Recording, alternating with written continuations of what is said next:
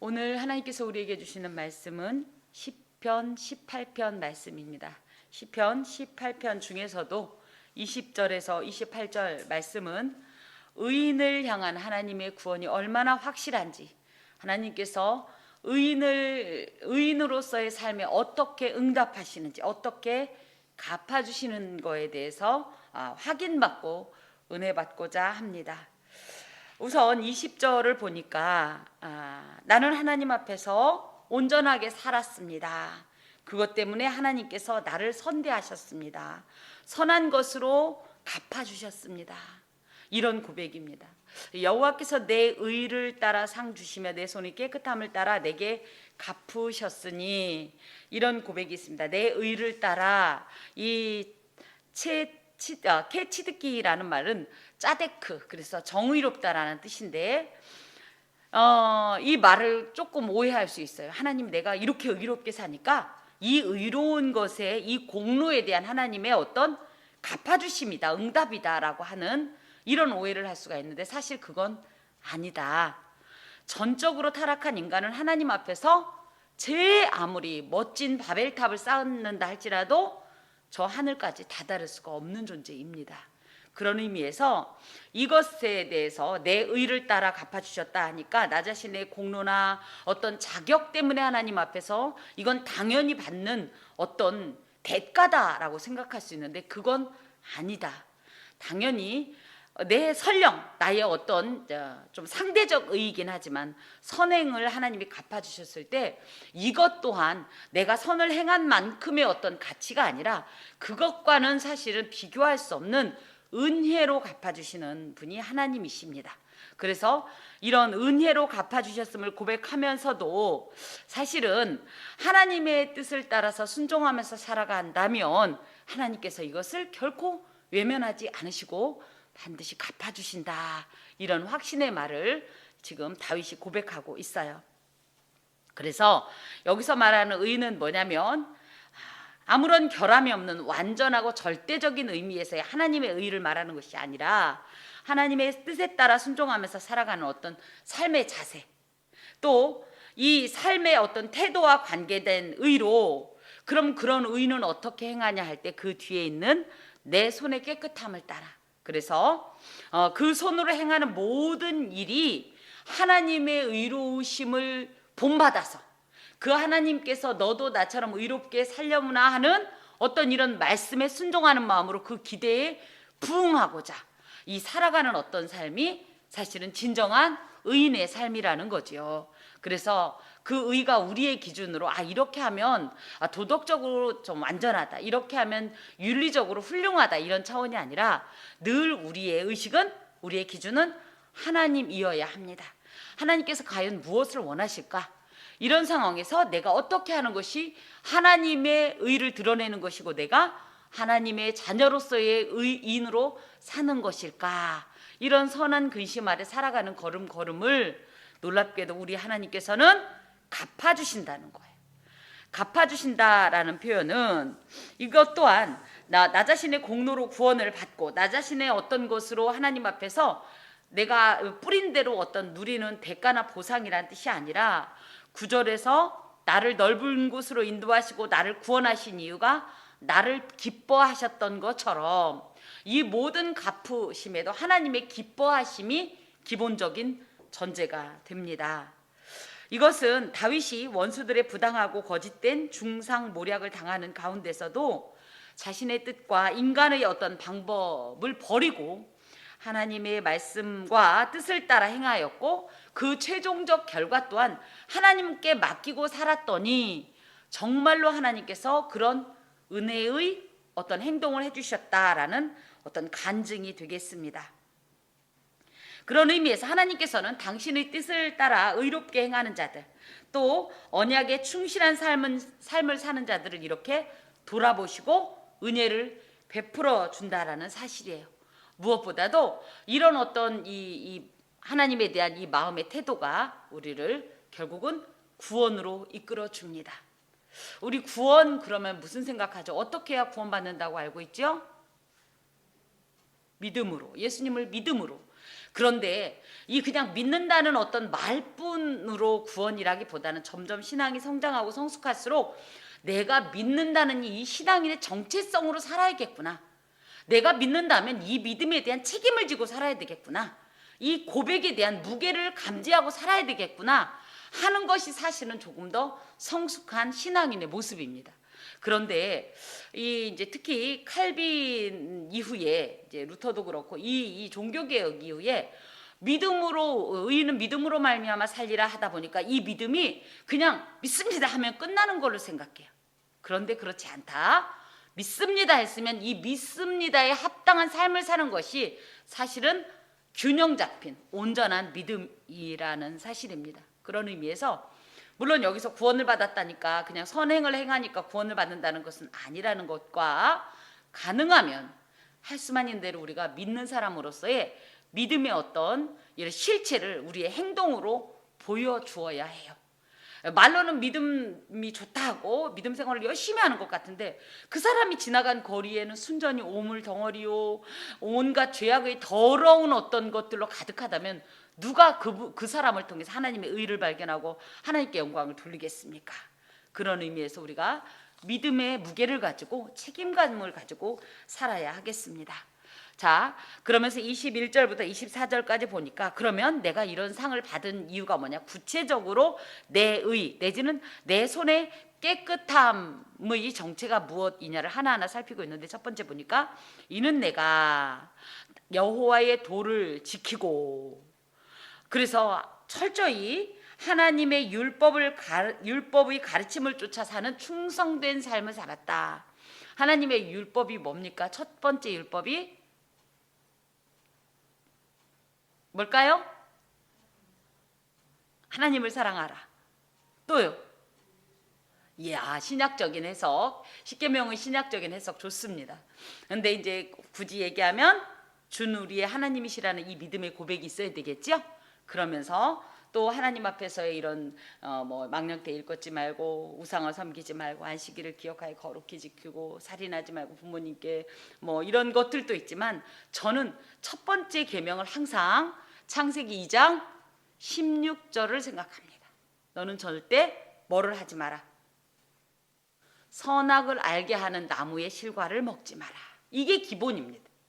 사실은 이것만 되면 이 선악을 알게 하는 나무의 실과만 따먹지 않으면 우리는 사실은 하나님 앞에서 이 모든 것들이 실타래가 풀리듯이 그렇게 풀리는 거예요. 이게 무슨 뜻이냐? 하나님이 하나님이라는 사실을 인정하고 그 하나님의 명령 앞에 철저히 순종해라. 이것입니다. 그래서 이것들이 이제 자꾸만 조금씩 분화된 거지 결국은 따지고 보면 이 첫 번째 계명에 다 집중되고 있어요. 그런 의미에서 우리가 여호와의 도를 지킨다라는 것은 바로 하나님의 하나님 되심을 인정하고 그분의 영광을 위하여서 또 하나님께서 금하신 일은 철저히 나도 금하면서 그렇게 살아가는 것이 여호와의 도를 지키는 삶입니다. 또 여호와의 도를 지킨다는 것은 하나님과 더불어 동행하는 삶입니다. 하나님과 함께하는 자에게는 죄와 더러움이 근접하지 못하지요. 그렇죠? 주의 성령이 충만한 자들에게는 더러움이 올 수 있죠. 그렇죠? 하지만 우리가 이런 분별의 영을 통해서 성령이 조명해 주시는 방향에 따라서 미혹의 영으로 오기 때문에 우리가 잘 분간을 못해요. 이것이 선한 일인지 악한 일인지.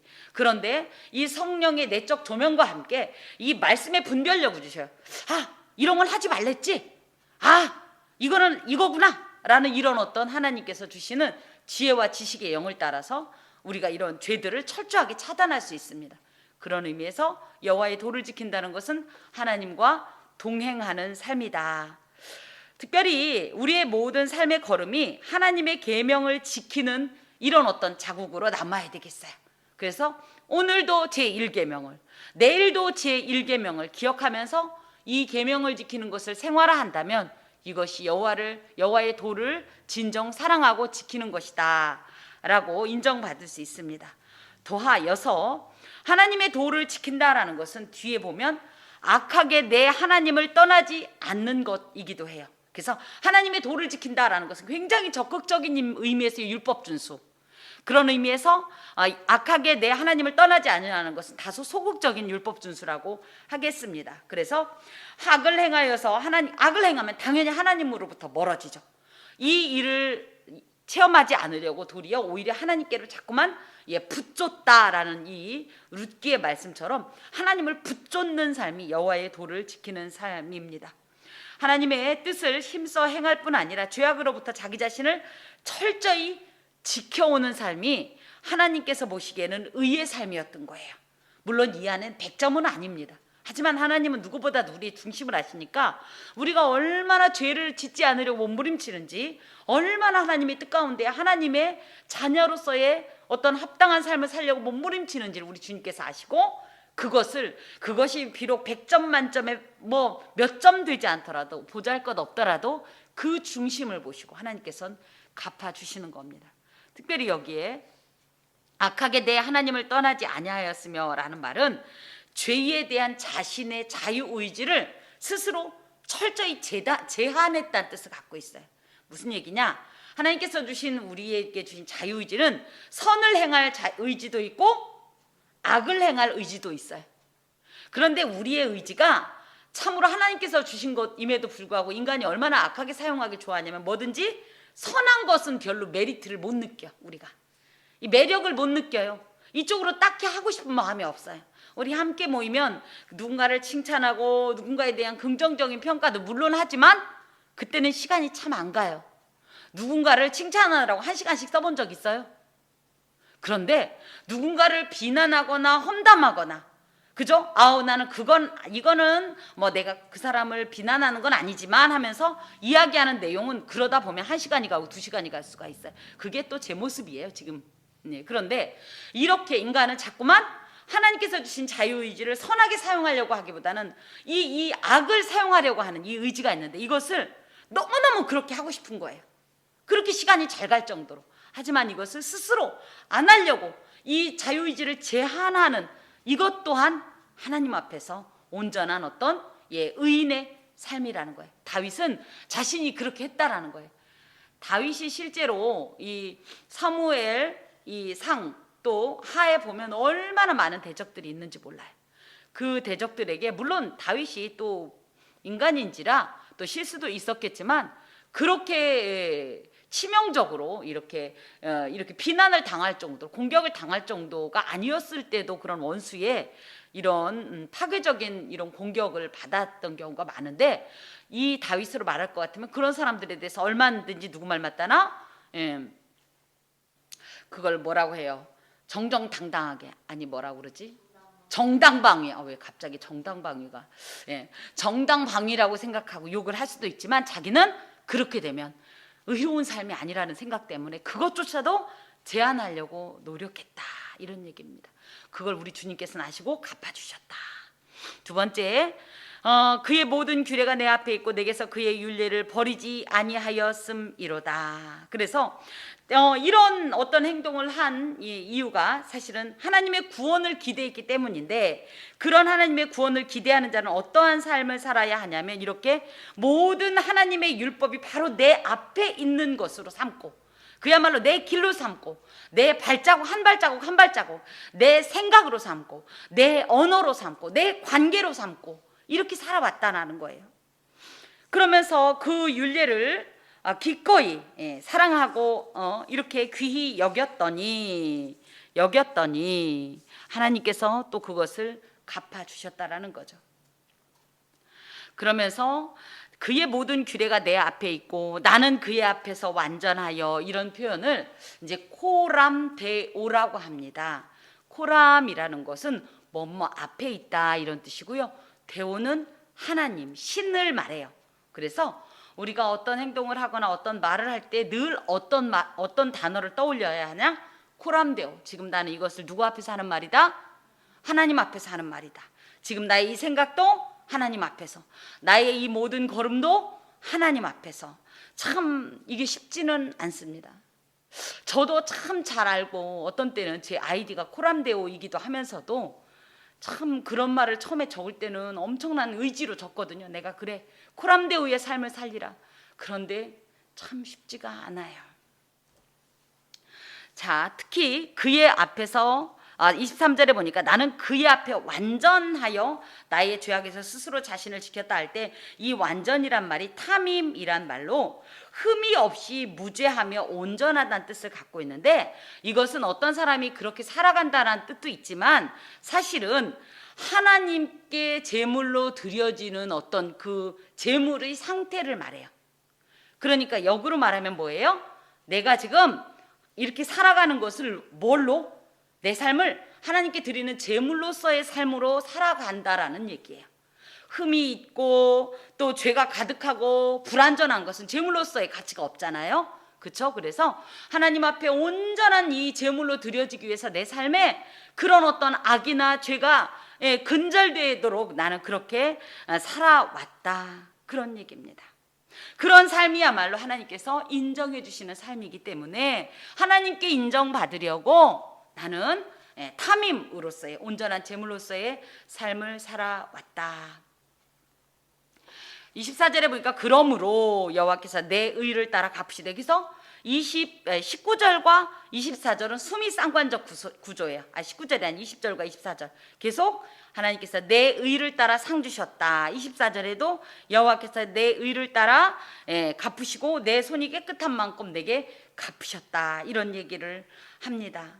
그래서 이 목전이다, 여기에 목전이다는 말은 이 하나님의 눈을 말해요. 그래서 하나님의 눈으로 볼 때, 하나님의 판단 기준으로 볼 때 하나님께서 역시 너는 나의 자녀답게, 나의 백성답게 탐임으로서의 삶을 살았구나 라는 말을 듣기 위해서, 내지는 사실은 또 그런 말 때문에, 그런 어떤 하나님의 판단 때문에 난 지금 그런 은혜를 받고 있다, 이렇게 고백하고 있습니다.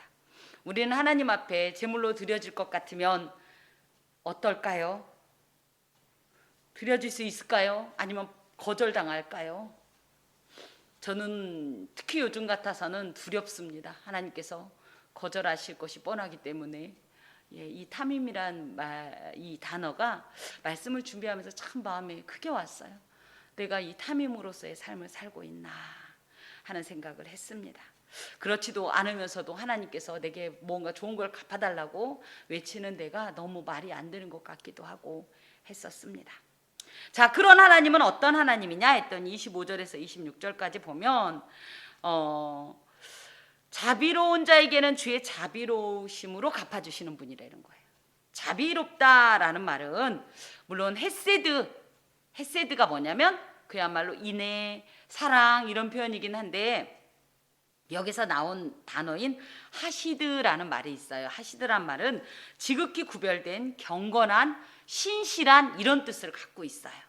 그래서 현재 유대인들 중에 우리는 하시디입니다 이런 표현을 하거든요. 이건 뭐냐면 우리는 경건한 자들의 무리다 이런 표현을 하기도 하는데, 이 하시드로 말할 것 같으면 하나님께 내가 하시드로 행하면 하나님도 나에게 하시드로 행해 줄 것이다. 즉 하나님께 지극히 구별되고 경건된 삶, 또 하나님의 신실하심을 따라 나도 신실하면 하나님께서는 당연히 어떻게 보면 나를 그죠? 당신의 신실하심으로, 그래서 변함없으신 모습으로 약속하신 것을 반드시 이행해 주시는 모습으로 갚아주실 것이다, 이런 얘기예요. 여러분 하나님 앞에 이러저러한 은혜를 받고 싶다면 그러저러한 모습으로 하나님께 사십시오. 그럼 하나님께서 그렇게 또 갚아주신다는 원리를 지금 제공하고 있습니다. 또 완전한 자에게는 주의 완전하심을 보이시며, 아까 이제 탐임이란 표현이 완전이란 말이 또 나오는데, 죄악을 행하거나 거짓되이 행하지 않고 하나님의 제물로서 하나님의 뜻대로 온전히 순종하며 살아가는 이런 삶이라면 하나님도 놀랍게 이런 신앙에 근거한 성숙한 삶, 하나님 앞에 온전한 삶을 살아가는 데 있어서 하나님께서 당신의 전능성을 발하셔서 그것으로 그 삶을 부족함이 없이 완전하게 채워주시고 돌보주신다는 이런 원리 내지는 약속을 여기에 담고 있습니다. 26절 깨끗한 자에게는 주의 깨끗하심을 보이시며, 깨끗하다라는 표현은 단순히 그냥 어떤 이 청결 여부를 말하는 것이 아니라 모든 이런 성경적인 의미에서는 죄와 관계가 있습니다. 그래서 어떤 죄에 범죄하지 않고 그것에 이 매몰되지 않은, 그것에 찌들리지 않은, 그것에 인박이지 않은, 우리가 죄를 떠나서 이 세상을 살 수 있어요? 없습니다. 사실은 불가능해요.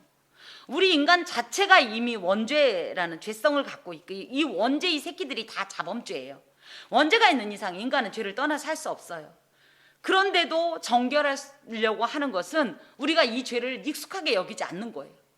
아우, 나는 원래 그런 사람이니까 계속 그래도 돼가 아니라 나는 왜 그랬을까? 그러지 말았어야 하는데, 이런 몸부림을 치는 삶이 사실은 하나님 앞에 깨끗하게 사는 자들이에요.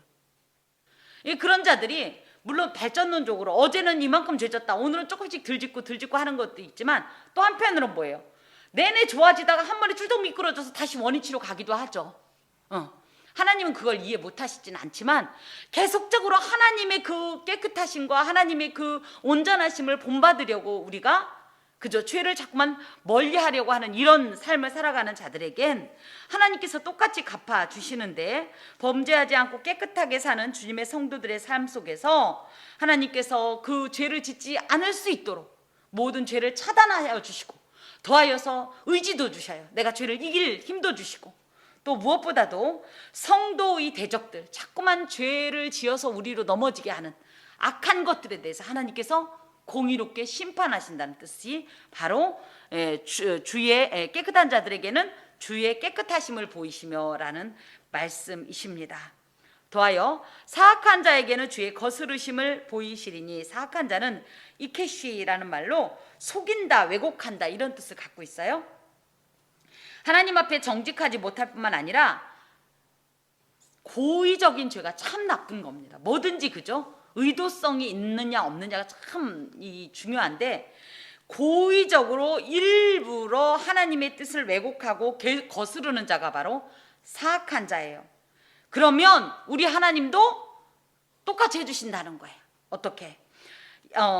하나님께서도 이런 악인들을 대적하면서 싸우면서, 이 거스른다는 표현이 괴롭게 한다는 뜻을 갖고 있어요. 하나님께서도 그 악인을 괴롭게 하는 거예요. 그래서 무엇보다도 제일 먼저 죄를 지은 자는 이 양심의 고통을 겪고요, 무엇보다도 감정이 완전히 인이 베꼈다 할지라도, 화인을 맞았다 할지라도 사실은 고통 중에 있습니다. 늘 무언가 공포감에 사로잡혀 있고요. 예, 그렇습니다. 이것이 사실은 하나님 앞에서 하나님이 지금 그 사악한 행동에 대해서 갚아주시는 행동이에요. 이 사악한 자들로 말할 것 같으면 크게는 하나님을 믿지 않고 하나님의 뜻에 대적하는 모든 이방인들이다. 그런데 사실은 이 안에 놀랍게도 하나님을 믿는다고 말하면서도 하나님의 뜻을 따르지 않는 자들도 하나님 앞에 사악한 자들입니다. 첫 번째, 하나님을 믿지 않고 하나님의 뜻에 대적하는 모든 이방인들은 차라리 모른다고나 치자. 하지만 뭐예요? 두 번째, 하나님을 믿는다고 말하면서도 하나님의 뜻을 따르지 않는 자들은 어떻게 보면 더 그 죄질이 나쁜 거예요. 그래서 그런 자들은 하나님께서 그대로 갚으신다는 거예요. 괴롭게 하시고 평안을 제거하시고, 그렇죠? 하나님의 이 은혜와 인애들도 다 일단은 제한하신다는 거예요. 늘 하나님께서 베풀어 주시는 것들을 공급받다가 그런 모든 공급들이 차단된 상태에서 살아가는 이 고통을 아무도 사실은 상상할 수가 없을 것입니다. 그런데 만약에 우리가 신앙생활을 온전히 하다가 우리가 혹여 실족하여서 범법을 하였을 때 하나님께서 이렇게 우리 마음을 괴롭게 하시면, 이거를 그냥 단순히 벌로만 생각하지 마시고 어떻게 생각해야 되냐면, 하나님께서 돌아오라고 부르시는구나 이렇게 생각을 하시고, 그때라도 이 거스르심을 계속 당하고 있으면 우리는 안 되니까 이렇게 미련할 수가 없잖아요. 그래서 그런 일이 있을 때는 얼른 하나님께로 돌아오는 겁니다. 자, 주께서 곤고한 백성은 구원하시고 교만한 눈은 낮추시리이다. 이 내용이 우리 지난주 주일에 누가복음 1장의 마리아의 그 찬가에서도 좀 비슷한 내용이 나왔었는데, 곤고한 백성이라고 할 때는 물론 가난한 사람, 비천한 사람이기도 하고 한편으로는 겸손한 사람이기도 합니다. 그래서 하나님께서는 이렇게 겸손한 자들은 하나님께 대해서 겸손하고 또 사람에게 겸손한 이 모든 것이 하나님께서 원하시는 어떤 온전한 삶이기 때문에 그것에 합당한 어떤 하나님의 응답을 주시겠다는 거예요. 또 교만한 눈은 낮추신다 할 때, 교만하다라는 말은 높아진 눈이란 말로 누구보다 더 높아진 거예요. 지금 하나님보다. 그래서 하나님을 경외하지 않는 세상에 힘있고 교만한 자들, 그래서 사실은 하나님보다 높아질 수가 없음에도 마치 자기가 하나님보다 높은 것처럼, 이것이 바로 선악을 알게 하는 나무의 열매를 따먹는 행동들입니다. 그것을 통해서 하나님과 같이 되어가 아니라 사실은 하나님보다도 더 높아지고자 하는 이 마음이 있는 자들은 또 하나님께서 어떻게 해요? 갚아주신다는 거예요. 어떻게? 낮추신다라는 것이 이거 눈 높아졌으니까 잠깐 낮춘다는 뜻이 아니라 철저하게 심판하셔서, 공의로 심판하셔서 그가 자발적으로 무릎을 꿇을 수밖에 없는 어떤 상황으로 하나님께서 행동하시겠다라는 말씀입니다. 그런 의미에서 사실은 우리 하나님의 성품은 이게 이제 인과응보라는 말을 잘 써야 되는데요, 분명한 것은 상선책벌이 있습니다. 선을 행한 자들에게는 상을, 그죠? 죄를 행한 자들에게는 책망과 벌을 주시는 하나님이세요. 그래서 우리가 예수를 믿는다고 해서 다 끝난 게 아니에요. 이제부터 더 본격적인 삶입니다. 그래서 우리가 하나님 앞에서 구원을 받은 성도라면 어떤 삶으로 하나님 앞에 살아가야 할 것인지, 하나님 앞에 구원받았다고 생각하고 막 살면 되겠어요? 예, 놀랍게도 우리가 구원을 받았지만 막 살면 하나님은 또 그대로 갚으세요. 그러면 그냥 어찌됐든 구원받은 거를 그냥 끝내고서 그냥 막 받아요? 하나님의 이 징벌을? 예, 무엇보다도 이 구원은 아직 완성되지 않았다는 사실이에요. 홍해를 건넌 백성들이 우리가 이제 민수기에서 계속 확인하겠지만 요단강을 건너지 못합니다. 출애굽 2세대 빼고 1세대 중에선 갈렙과 여호수아 빼고는 싹 다 죽습니다. 심지어 모세와 아론도 그 광에서 다 죽어요. 물론 모세와 아론이 구원을 못 받았다 이건 아니지만 그건 하나의 예표입니다. 뭐요? 홍해를 건넜다 하더라도, 즉 예수를 믿고 그야말로 구원을 얻었다 하더라도 가나안 땅까지 이르는데 요단강을 건너야 하는 그 믿음이 필요해요. 광야에서의 훈련을 온전히 감당하지 못하면 우리가 요단강을 건널 때 못 건널 수도 있어요. 그래서 늘 구원, 그러니까 홍해를 건넜다고 끝난 것이 아니라는 생각을 하셔야 됩니다. 그래서 이 광야와 같은 세상 가운데서 얼마나 오늘도 제가 이제 민수기를 묵상하면서 봤지만 얼마나 사람들이 원망하고 불평하고 죄를 지을 수 있는 여러 가지 것들을 제공하는지 몰라요. 그때마다 소위 말하면 그들에게 동조해서 땅이 갈라져 죽기도 하고 불뱀에 물려 죽기도 하고 연병에 걸려 죽기도 하고 이렇게 하면서 그때마다 심판을 당하는 모습을 봅니다. 하나님을 믿는 것이 너무너무 은혜스럽지만 그 거룩한 나라의 백성이 되는 것을 결코 가볍게 생각하면 안 됩니다. 이 땅에서 그 거룩한 나라의 백성답게 훈련되어진 사람만이 과연 요단강을 건널 수 있다라는 사실이죠. 자, 그러면서 28절, 주께서 나의 등불을 켜심이여 여호와 내 하나님이 내 흑암을 밝히시리이다. 여기서 나의 등불이라는 말은 타이르라는 말인데요, 생명이기도 하고 번영, 특히 여기서 이 저자가 다윗이죠. 다윗에게는 하나님께서 다윗 언약을 주셨어요. 그래서 그 언약이 뭐냐면 내가 이 등불을 꺼뜨리지 않겠다. 네 후손의 후손의 후손까지 계속적으로 이 왕과의 계보를 이어주겠다는 약속이 있었습니다. 그것이 아주 중요한 다윗 언약의 핵심인데, 하나님께서는 물론 자신의 생명을 대적으로부터 보호하시고 번영케 하시며 나아가서 자신의 후손에게까지 은혜와 자비를 베풀어 주실 거라는 이 약속이 여전히 유효하다라는 거예요. 왜요? 20절과 24절에 있는 내 손의 깨끗함 등의 구원받은 자로서의 합당한 삶을 살아갈 때 하나님께서 이 약속을 지켜주십니다. 그런데 이 약속이 무너지는 시간이 오지요. 왜요? 다윗의 왕가가 남유다라고 얘기할 때 이 남유다가 안 망했냐? 망했어요. BC 586년경에 망했는데 왜 망했어요? 해도 너무했죠. 더 이상 이들에겐 하나님을 믿는 어떤 그 선민 공동체로서의 흔적이 남아있지 않았을 때 하나님께서는 이 등불을 꺼버리십니다. 참 무서운 말씀이시지요. 그러면서 여호와 내 하나님이 내 흑암을 밝히시리이다. 그래서 흑암은 호쉐크라고 하는데 이제 어두운 것이에요. 불행, 파멸, 고통, 죽음, 슬픔 등인데, 이런 내용들이 사실은 18편 4절에서 5절에 지난주에 사망의 줄, 불의의 창수, 스올의 줄, 사망의 올무 등으로 어떤 이렇게 표현이 됐던 거예요. 이런 절망적인 상황에 처한 자신을 하나님께서는 오히려 이런 등불로 밝혀주시고 오히려 이런 모든 흑암의 세력을 물리쳐 주신다는 이런 고백을 다윗이 하고 있습니다.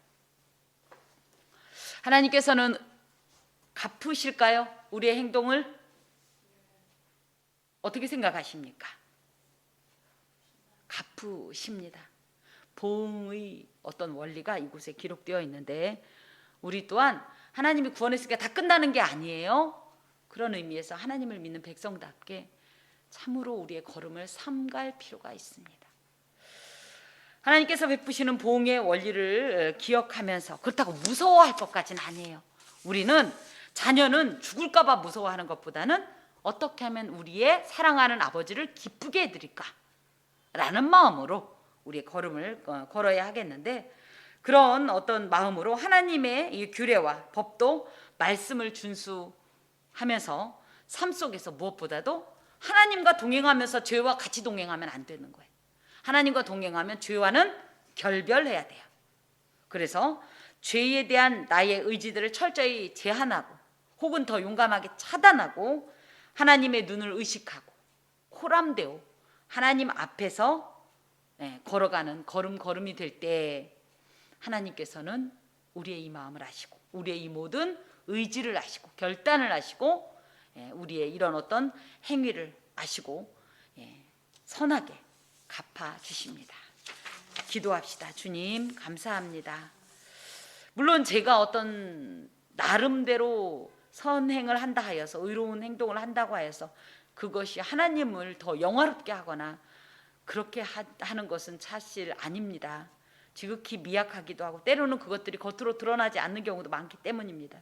하지만 중요한 것은 하나님께서 이 모든 것을 보시고 기뻐하시며 하나님께서 이 모든 것을 보시고 가장 복된 것으로 채워주신다는 사실입니다. 우리가 이 사실을 기억하고 나를 바라보시는 여호와의 눈을 의식하고 주님의 판단 기준을 생각하면서 늘 코람데우의 삶으로 하나님 앞에서의 삶을 살아갈 때 크신 은혜와 또 하나님께 영광 돌리는 삶 되게 하여 주옵소서. 예수 그리스도의 이름으로 기도하오며 주 예수 그리스도의 은혜와 하나님의 사랑과 성령의 교통하심이 은총을 입은 함께하는 교회의 모든 권속과 그 삶에 영원히 함께하옵시기를 간절히 축원하옵나이다. 아멘.